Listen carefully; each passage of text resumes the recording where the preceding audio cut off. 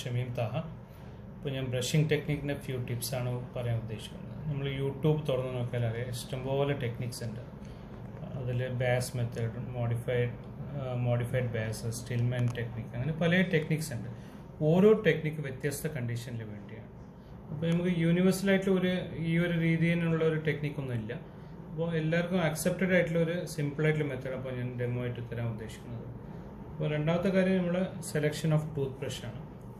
Brush നമ്മൾ select ചെയ്യുമ്പോൾ hard brush ഒഴിവാക്കുക, കഴിയുന്നതും സോഫ്റ്റ് ബ്രഷ് മാത്രമായി. അത് ചിലർക്ക് ഈ സോഫ്റ്റ് ബ്രഷ് തൃപ്തിയാവില്ല, എത്ര ബ്രഷ് ചെയ്താലും. അങ്ങനത്തെവർക്ക് വേണമെങ്കിൽ മീഡിയം ബ്രഷ് വരെ പോകും. എന്നാൽ ഐഡിയലി റെക്കമെൻഡേഷൻ സോഫ്റ്റ് ബ്രഷാണ്. ബ്രിസിൽസ് സോഫ്റ്റ് ആയിരിക്കും. ഹാർഡ് ആകുമ്പോൾ തേയ്മാനം വരാനുള്ള സാധ്യത വളരെ കൂടുതലാണ്. ഇനിയിപ്പോൾ നമ്മൾ ടെക്നിക്കിലേക്ക് പോവാം. അപ്പോൾ യൂഷ്വലി നമ്മൾ ടി വിയിലൊക്കെ കാണുന്നതും ഇല്ല അഡ്വർടൈസ്മെൻറ്റിൽ കാണുന്നത്, നമ്മളിങ്ങനെ അപ്പറും ലോവറും രണ്ട് ടൂത്തും കൂടി ചേർത്തിട്ട് മേലെ താഴോട്ട് ഇങ്ങനെയുള്ള ബ്രഷിംഗ് ടെക്നിക്കാണ് കൂടുതൽ കാണുന്നത്. ഇത് ശരിക്കും അഡ്വൈസബിൾ അല്ല. എന്തുകൊണ്ടും പറഞ്ഞാൽ ഇങ്ങനെ ചെയ്യുമ്പോൾ ഗം റിസഷൻ, അതായത് മോണ താഴോട്ട് ഇറങ്ങാനുള്ള സാധ്യത വളരെ കൂടുതലാണ്. ഇങ്ങനെ ചെയ്യുമ്പോൾ ഉള്ള ഒരു മെയിൻ ഡ്രോബാക്ക് അതാണ്. ഏറ്റവും best technique upper teeth separate, lower teeth separate, അത് രണ്ടും രണ്ട് രീതിയിൽ തന്നെ ചെയ്യുന്നതായിരിക്കും നന്നാവും. അപ്പം നമുക്ക് അറിയേണ്ട ഒരു കാര്യം, നമ്മളെ ടൂത്തുമ്പോൾ 3 സർഫസ് ഉണ്ട്. ഒന്ന് വന്നിട്ട് ഔട്ടർ സർഫസാണ്, രണ്ടാമത്തത് അക്ലൂസൽ സർഫസാണ്, മേലെ ചവയ്ക്കുന്ന ഭാഗം, മൂന്നാമത്തത് ഇന്നർ സർഫസ്. നമ്മളെപ്പോഴും ഈ ഔട്ടർ സർഫസാണ് വളരെ കൂടുതൽ ബ്രഷ് ചെയ്യുക. എക്സാമ്പിളിന് ഈ റൈറ്റ് ഹാൻഡഡ് ആളാണെങ്കിൽ ലെഫ്റ്റ് സൈഡ് ബ്രഷിങ് കൂടുതൽ കൂടും, അത് കൊണ്ട് ഈ ഭാഗം നല്ല തേയ്മാനം വരും. ലെഫ്റ്റ് ഹാൻഡഡ് ആണെങ്കിൽ കൂടുതൽ ഫോഴ്സ് ഈ റൈറ്റ് സൈഡിലേക്ക് ആളാകുമ്പോൾ കൂടുതൽ എക്സസീവ് പ്രഷർ റൈറ്റ് സൈഡിലേക്ക് കൊടുക്കുക. ആ ഭാഗം തേയ്മാനം വരാനുള്ള സാധ്യത വളരെ കൂടുതലാണ്. ശരിക്കുള്ള ടെക്നിക്ക് എല്ലാ ഭാഗത്തും ഈക്വലായിട്ട്, പുറം ഭാഗം, മേലത്തെ ഭാഗം, ചവയ്ക്കണ ഭാഗം, ഉൾഭാഗം, എല്ലാ സർഫസും ഒരേപോലെ ബ്രഷ് ചെയ്യണം. ഉൾഭാഗം പൊതുവെ എല്ലാവരും ബ്രഷിങ് കുറയാറാണ് ചെയ്യുക. അപ്പോൾ ഇനിയിപ്പം ടെക്നിക്കിലേക്ക് ഞാൻ വരാം. അപ്പം ആദ്യം ഒരു സൈഡിൽ നിന്ന് അപ്പർ ടൂത്ത് മാത്രം ആദ്യം ചെയ്യുക. ബ്രഷ് വെക്കുമ്പം വെർട്ടിക്കലായിട്ട് ഇങ്ങനെ വെക്കാൻ പാടില്ല, ഒരു 45 ഡിഗ്രി ആംഗുലേഷനിൽ ഇങ്ങനെ വെക്കാം, ഇതേപോലെ. എന്നിട്ട് ഒരു 15 to 20 സ്ട്രോക്സ്, സർക്കുലർ മൂമെൻറ്റ്സ് ഇതേപോലെ. മോണയും പല്ലും ചേരുന്ന ഭാഗം ഇങ്ങനെ ബ്രഷ് വെച്ചിട്ട് ഒരു 15-20 വട്ടം 3 പല്ലിൻ്റെ സർഫസിൽ ഇങ്ങനെ 2-3 പല്ലിൻ്റെ സർഫസ് വരെ ബ്രഷ് എത്തും. ഇങ്ങനെ ചെയ്തിട്ട് താഴോട്ട് സ്ട്രോക്ക് കൊടുക്കുക ലാസ്റ്റിൽ. പിന്നെ അടുത്ത 3 പല്ലിലേക്ക് വരാം. അത് കഴിഞ്ഞ് മുൻഭാഗത്ത് വെക്കുമ്പോൾ ഇങ്ങനെ വെക്കണ പകരം ചെരിച്ച് വെക്കാം, മോണയും പല്ലും ചേർത്തിട്ട്. എന്നിട്ട് സർക്കുലർ മൂവ്മെൻറ്റ്സ് ആയിട്ട് ചെയ്തിട്ട് താഴോട്ട്. ഇതേപോലെ എല്ലാ സർഫസും മേൽഭാഗം ഫുള്ളായിട്ട് കവർ ചെയ്യുക ഇതുവരെ. അത് കഴിഞ്ഞിട്ട് അടുത്തത് നമ്മൾ ചവയ്ക്കുന്ന ഭാഗം അക്ലൂസൽ സർഫസ്, അവിടെ എന്താ ചെയ്യേണ്ടത് പറഞ്ഞാൽ ഇതേപോലെ വെർട്ടിക്കലായിട്ട് വെച്ചിട്ട് ടു ആൻഡ് ഫ്രോ ആയിട്ട് 3 പല്ല് ഭാഗം ചവയ്ക്കുക. അടുത്ത 3 പല്ലിലേക്ക് വരാം. പിന്നെ ഫ്രണ്ടിലത്തെ പല്ല് നമ്മൾ ചെയ്യേണ്ടത് ഇങ്ങനെ വെർട്ടിക്കലി ബ്രഷ് പിടിച്ചിട്ട് ഫുള്ളായിട്ട് ഇൻസെർട്ട് ചെയ്യാൻ പാടില്ല, വെറും ടിപ്പ് കൊണ്ട് മാത്രം ഈ ഭാഗം ഒരു 15-20 വട്ടങ്ങൾ ബ്രഷ് ചെയ്യുക. എന്നിട്ട് താഴോട്ടുള്ള സ്ട്രോക്ക് കൊടുക്കുക ഇതേപോലെ. അപ്പോൾ നമ്മളിപ്പോൾ പുറം ഭാഗം കഴിഞ്ഞു, ചവയ്ക്കുന്ന ഭാഗം ഫുള്ളായിട്ട് കഴിഞ്ഞു. ഇനിയിപ്പോൾ ബാക്കിയുള്ള ഭാഗം ഉൾഭാഗമാണ്, അത് ഇന്നർ സർഫസ്. അവിടെ നമ്മൾ ഇതേപോലെ ബ്രഷ് ചെരിച്ച് വെക്കാം ഇങ്ങനെ. എന്നിട്ട് മോണയും പല്ലും ചേരുന്ന ഭാഗം ഇതേപോലെ ബ്രഷ് ചെയ്തിട്ട് താഴോട്ട് കൊണ്ടുപോകും ഇതേപോലെ. എല്ലാ സർഫസും ഇങ്ങേ സൈഡ് വരുമ്പോൾ ഇതേപോലെ സെയിം തിങ് തന്നെ നമ്മൾ താഴെ ചെയ്യേണ്ടതാണ്. താഴെ ചെയ്യുമ്പോൾ ജസ്റ്റ് ഒരു സൈഡ് ഞാൻ കാണിച്ചു തരാം. ഇങ്ങനെ പല്ലും മോണയും ചേരുന്ന ഭാഗം ബ്രഷ് ചെയ്തിട്ട് മേലോട്ട്.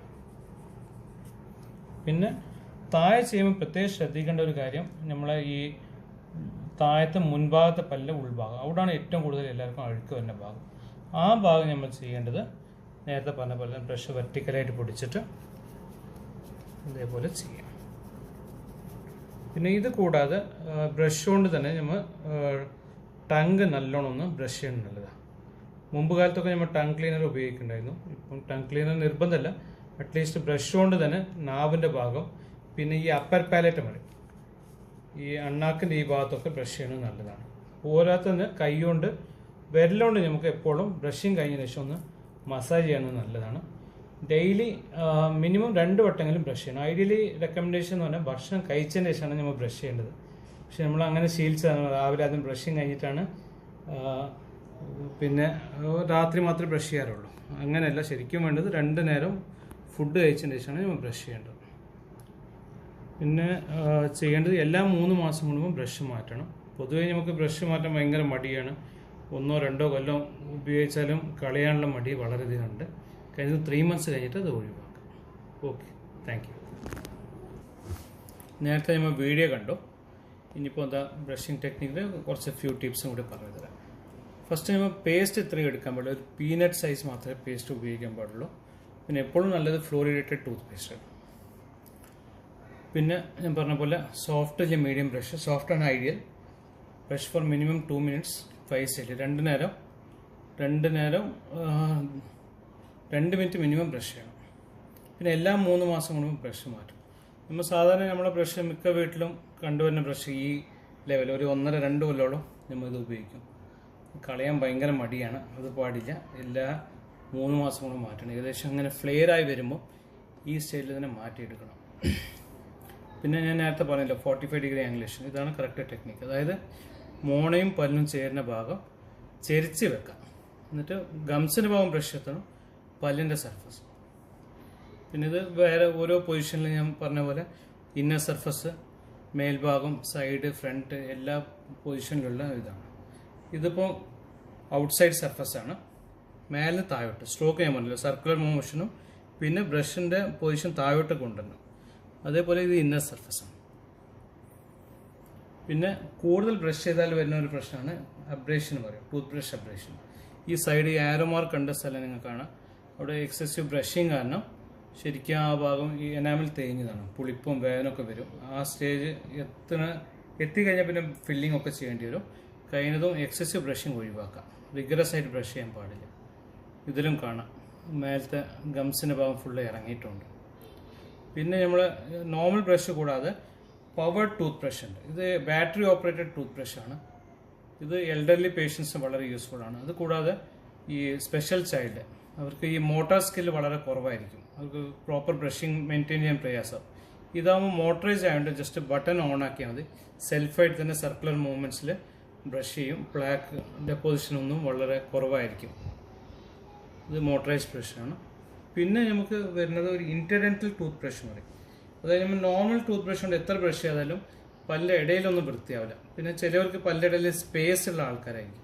അങ്ങനത്തെ കണ്ടീഷനിൽ ഈ ഇൻറ്റർഡെൻ്റൽ ബ്രഷ് പല്ലിൻ്റെ ഇടയിൽ എല്ലാ ദിവസവും ഭക്ഷണത്തിന് ശേഷം ജസ്റ്റ് ഇൻസേർട്ട് ചെയ്തിട്ട് ആ ഫുഡ് ഡെപ്പോസിറ്റ് എടുക്കുക. പ്രത്യേകിച്ച് നോൺ വെജ് ഒക്കെ കഴിച്ചാൽ കുടുങ്ങും.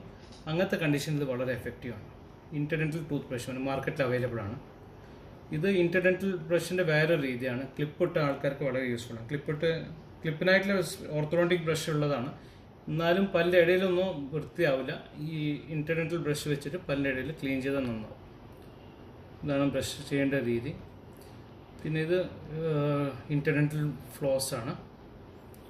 പിന്നെ സാധാരണ ഈ കോൾഗേറ്റ് ഡെൻറ്റൽ ഫ്ലോസ് പറഞ്ഞ നൂല് കിട്ടും. അതും ഇൻറ്റർഡെൻ്റൽ ടൂത്ത് ബ്രഷ് പോലെ തന്നെ വളരെ എഫക്റ്റീവാണ്. പല്ലിൻ്റെ ഇടയിൽ കുടുങ്ങുന്നത് എല്ലാ ദിവസവും ശരിക്കും ഈ വെസ്റ്റേൺ കൺട്രിയിലൊക്കെ ബ്രഷിങ് ചെയ്യണ പോലെ തന്നെ എല്ലാ പേഷ്യൻറ്റും നിർബന്ധമായിട്ട് ചെയ്യേണ്ട ഒരു സ്റ്റെപ്പാണ് ഈ ഇൻറ്റർഡെൻ്റൽ ഫ്ലോസിങ്. 2 പല്ലിൻ്റെ ഇടയിൽ ഒരു 2-3 ഇഞ്ച് നീളത്തിൽ ഫ്ലോസ് എടുക്കുക. പല്ലിൻ്റെ ഇടയിൽ കൂടെ ഇത് ചെയ്യുക. പിന്നെ ഇതൊരു അഡ്വാൻസ്ഡ് ആയിട്ടുള്ള ടെക്നിക്കാണ്. ഇത് ഓറൽ ഇറിഗേറ്റേഴ്സ് എന്ന് പറയും. അതായത് മോട്ടറൈസ്ഡ് ആണ്. പവറോടെ ഈ വെള്ളം ജെറ്റായിട്ട് പുഷ് ചെയ്യുക. അപ്പോൾ പല്ലിടയിൽ സ്പേസിനിടയിൽ ഫുഡ് കൊടുക്കുന്നതൊക്കെ വളരെ വൃത്തിയാവും. ഇത് ഇംപ്ലാന്റ് ഉള്ള കേസസിൽ വളരെ എഫക്റ്റീവാണ്. പിന്നെ ബ്രഷിംഗ് ടെക്നിക്സ്. പിന്നെ ഞാൻ ഒരുവിധം കാര്യങ്ങളൊക്കെ പറഞ്ഞിട്ടുണ്ട്. എല്ലാവർക്കും ചെറിയ പോയിന്റ്സ് കിട്ടിയിട്ടുണ്ട് വിചാരിച്ചു.